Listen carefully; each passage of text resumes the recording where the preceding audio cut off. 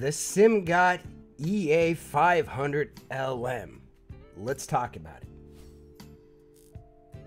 First of all, this was a purchased unit, and this is not a review sample. I was really excited about this product, and I didn't want to wait to try to get it from somebody else. The build quality of this IEM, the shells on this are really nice. They're really pretty. They look good. They are very similar to the original Simgot EA500.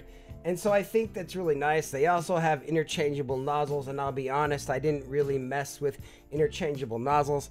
I'm going to kind of talk about my philosophy in another video here and here sometime pretty soon.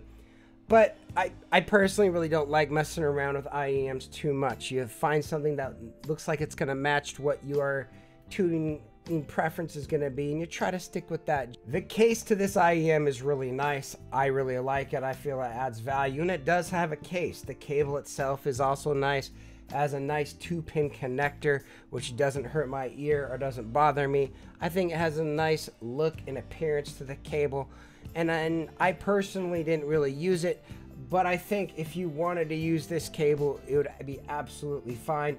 I just, I like using a different cable personally. I mean, overall, if you've unboxed or ever purchased a Simgot IEM, this is a really on par with their other IEMs as far as the experience goes and the tips go. So I think overall it's a nice IEM, and it's a good fitting IEM. All right, let's do some sound impressions. One of my favorite songs is this Blurry by Puddle of Mud. This has this really nice tonality, good instrumental track kind of in the beginning as it just kind of warms it up and gets popping in. But there's a cymbals track that I'm going to play for you guys, and I want you guys to listen to it. And on this IEM, oh, it sounds so good.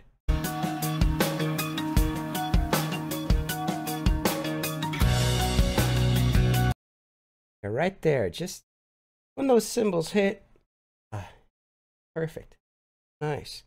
Like, it just has this really lush timbre and tonality. It really makes me feel like I'm in the room with somebody. Okay, another track impression I wanted to share with you. Taylor Swift's Shake It Off.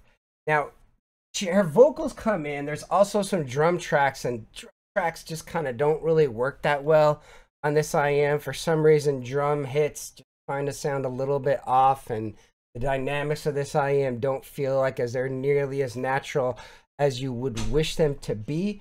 And so I want to kind of share this little part with you. But when Taylor Swift's voice comes in, Take It Off, it's just a little bit off. I see I'm too late. Yeah, it doesn't have the punch and flair that I want of like my favorite tuning. But I have to recognize that this tuning really incredible and really enjoyable and really laid back. For this price, it's still pretty good. It's still enjoyable, but this IEM isn't perfect. This isn't the greatest IEM in the world, and that's what I wanted to point out. At the last track impression I wanted to share is like some male vocals just feel like they lack a little bit of bite. I feel like this is almost for people that really want female vocals, and the female vocals don't really hit as great as I would want them to be. But this track, at least, like, when you want to hear the three tenors sing, you want to hear them really pop, and this is kind of what it sounds like. And like, it just doesn't come across as natural or deep, rich, bombastic as you would feel like male vocals. It's like they're castratis, and it's just, come on, man. Give me a little bit more bass. Give me a bit more rich tonality. Okay, let's look at the EA500LM versus the EW200. The EW200 was my IEM of the year under $50. It's a fine set. It's a really good set, and it sounds really, really nice. Not just for the price, but I really feel the EA500LM really ups the ante and kind of makes, instead of like really attacking like other $100 sets, I feel like this is a really more of appropriate to say a $200 set, maybe a $300 or $400 set. It's really good, and I really enjoy it, and I find it very enjoyable, although it's not perfect and it has some unique things I want to kind of get into. But I do think this is a better set. I think the treble extension is a little bit better on the LM, and overall it's just a little bit better set than the EW200. but it's close, right? Like if you can't afford the LM and you already had the EW200, I would probably say it's about a 10% difference. I think the treble extension is a little bit more lively, and I do think it's overall a better set. Now we go up. There's been some spicy takes on this, and people saying, "Oh yeah, the EM6L is the greatest IM ever." Well, look, the EM6L has some problems. Has really spicy treble and was really sibilant for me to my ear canal. I don't know if it's what up here or just what happened, but for some reason it just sounds really sibilant to me, and I didn't like it. I do think it's a good IEM. I think it's a nice sounding IEM, but I also didn't like the comfort of the EM6L, and I don't like not being able to cable swap it. And I've actually had like 3 different units that I've listened to of the EM6L, and I've had the same similar issues of not just fit but sibilance. And I'm not trying to say that the Simgot EM6L is a bad unit, but it's really not for me. Like it's not what I would recommend. Like personally, I would just say get the EW200 and just call it. Like I found the EW200 to be an exceptional value. Let's go up the rank. Let's look at the EA1000. Now, my personal take is, and again, you have to remember, audio is like 99% preference. I personally think the EA500LM is a better IEM than the EA1000. I like the Simgot EA1000, but I found the PR driver to have some weird issues down with the bass. Like it was just trying to do too much, and I didn't really like the PR driver tech that much. I thought it was promising tech. I thought it was a good IEM. I enjoyed my time with it, but it didn't really come across as stellar, like something that I really would want to listen to and fully enjoy. The EA500LM is completely different. To me, it's just better. It has a little bit more spicy treble. It's a little bit more fun. It's a little bit more engaging. It's a lot bit more enjoyable. If you're looking at buying anything over $50, get it. It's an easy win. Again, if you can't afford it, maybe the EW200 or maybe even something else from Simgot. I know they do have some other IEMs that I haven't tried, but I do think this is just an exceptional value, and this is probably the way to go for most. So overall, I want to say, if you compare this to other IEMs like that are my favorite, that are not exactly similar in price, I find it to be an exceptional value.